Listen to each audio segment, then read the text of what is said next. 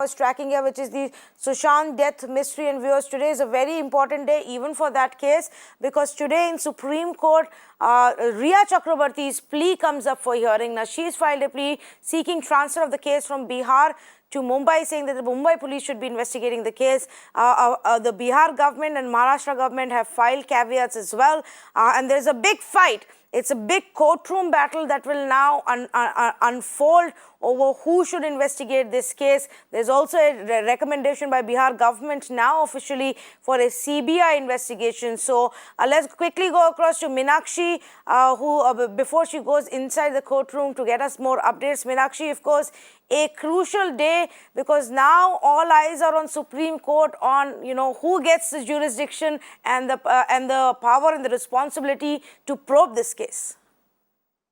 Well, absolutely, Tanvi.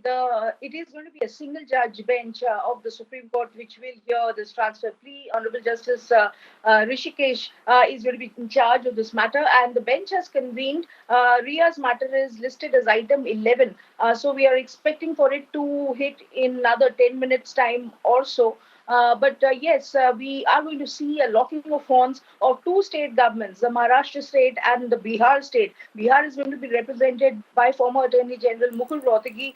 We also have confirmation that Mr. Shyam Diwan, very eminent senior counsel, will be lending his might to Rhea's case. He will be representing Rhea in particular. And this is a transfer plea which is solely the jurisdiction of the Supreme Court, where Rhea, like we had brought to our viewers 2-3 days back, Tanvi, for the first time had put her side on record. She had tried to showcase her past conduct as a reflection of her bona fide, saying that in this entire matter, she herself is being harassed, she's been name called, she's been trolled on social media, and then she relied on her past conduct vis-a-vis the tweets that she had made out to the Home Minister of this country, saying that if indeed there was anything suspicious or malified on her part, then why would she on the 16th of July herself be seeking for an independent CBI probe in this case by tagging the Home Minister of this country. Okay. That apart, Rhea is also saying that she does not suspect a fair trial will be meted out to her in Bihar, and therefore she is requesting for the Supreme Court to exercise